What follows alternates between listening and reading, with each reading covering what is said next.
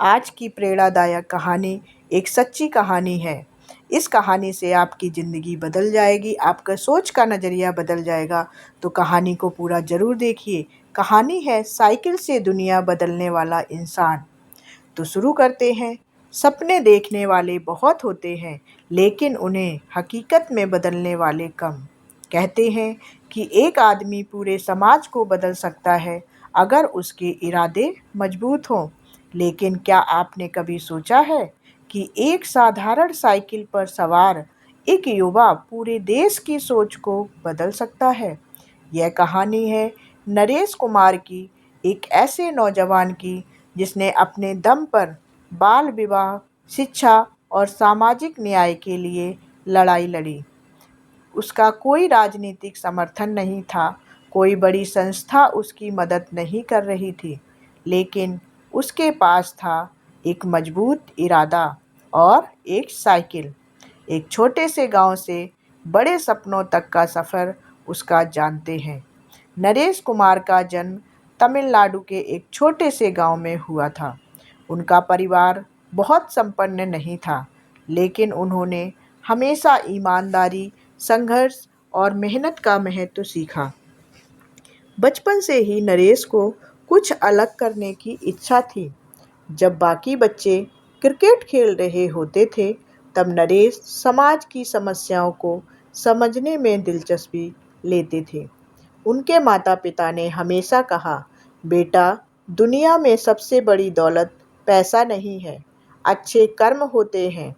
नरेश ने इस बात को दिल से लगाया और सोचा, अगर कर्म सबसे बड़ी पूंजी है, तो मुझे इसका सही उपयोग करना चाहिए।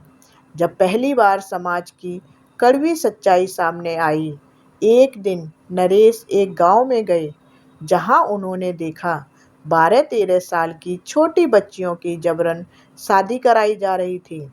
उन्हें समझ में नहीं आया कि आखिर 21वीं सदी में भी ऐसा क्यों हो रहा है। उन्होंने एक आदमी से पूछा, आप अपनी बच्ची की शादी इतनी कम उम्र में क्यों कर रहे हैं? उस आदमी ने बेबसी से जवाब दिया, गरीबी के कारण साहब, हमें अपने पेट की चिंता है, बेटी की पढ़ाई की नहीं। यह सुनकर नरेश के अंदर कुछ टूट गया। उन्हें लगा कि अगर यह बच्ची पढ़ेगी तो शायद उसका भविष्य उज्जवल हो सकता है, लेकिन कौन समझाएगा इन लोगों को? तभी उसके मन में एक ख्याल आया, अगर मैं गांव-गांव जाकर इन लोगों को समझाऊं तो शायद बदलाव आ सकता है। साइकिल से शुरू हुआ बदलाव का सफ़र। अब सवाल था, कैसे शुरुआत की जाए? नरेश के पास ज़्यादा पैसे नहीं थे, कोई बड़ी गाड़ी नहीं थी, लेकिन उनके पास एक पुरानी साइकिल थी और इसी साइकिल के साथ उन्होंने एक अभियान शुरू किया, बेटियों को बचाओ, शिक्षा दिलाओ। वे गांव-गांव जाकर लोगों को समझाने लगे कि बेटियां बोझ नहीं होती। उन्होंने लोगों को बताया कि शिक्षा से ही गरीबी खत्म हो सकती है। उन्होंने सरकार की योजनाओं के बारे में बताया, जिससे बेटियां मुफ्त में पढ़ सकती थीं। धीरे-धीरे उनकी यह यात्रा एक आंदोलन बन गई। लोग उन्हें साइकिल वाले भाई कहने लगे। जब समाज ने विरोध किया, पर नरेश ने नहीं मानी। पर नरेश ने हार नहीं मानी। हर बदलाव के साथ चुनौतियां आती हैं। नरेश की इस पहल का भी विरोध हुआ।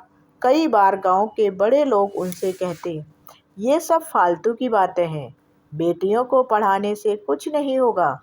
कुछ जगहों पर उन्हें धमकियां भी मिली।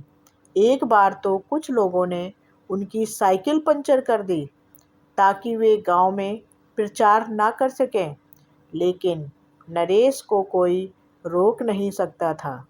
उन्होंने कहा, अगर मेरी साइकिल पंचर हो सकती है तो मैं पैदल चलूँगा, लेकिन रुकूंगा नहीं। और उन्होंने अपने सफ़र को जारी रखा। 20,000 किलोमीटर साइकिल चलाई, हजारों जिंदगियां बदली। नरेश ने अब तक 20,000 किलोमीटर से ज़्यादा साइकिल चलाई। वे 1000 से ज़्यादा गाँवों में गए। उनके प्रयासों से कई गाँवों में बाल विवाह रुक गए।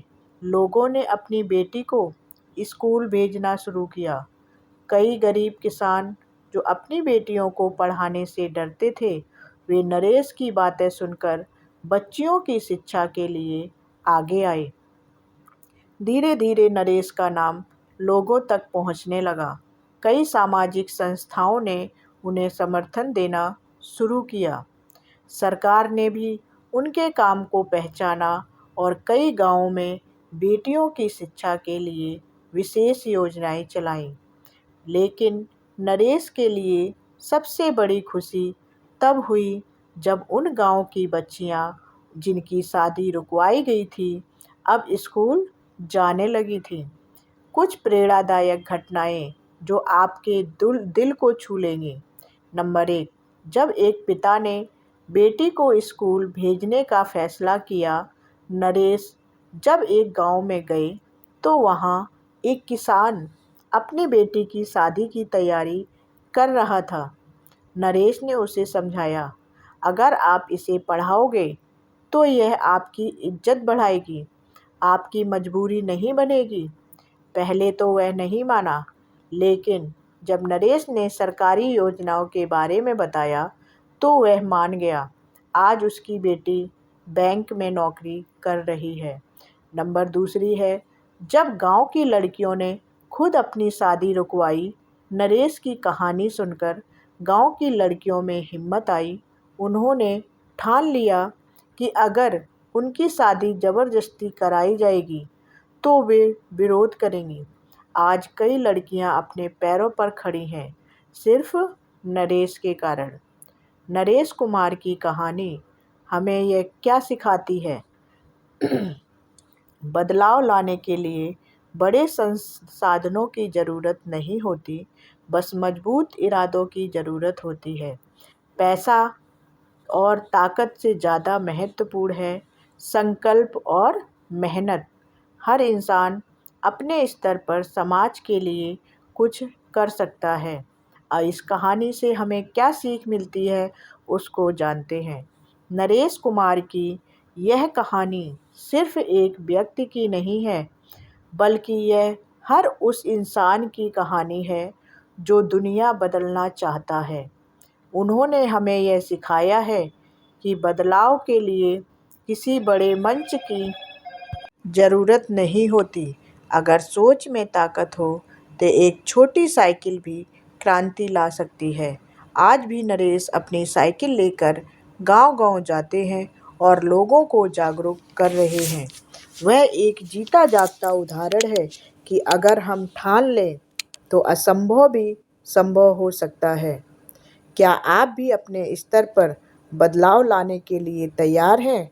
कमेंट करके हमें ज़रूर बताएं। और आपको ये कहानी हमारी कैसी लगी तो वो भी कमेंट करके बताएं। ऐसी ही प्रेरणादायक कहानियों के लिए हमारे चैनल को मोटिवेट योरसेल्फ 27 को सब्सक्राइब कर लें। धन्यवाद।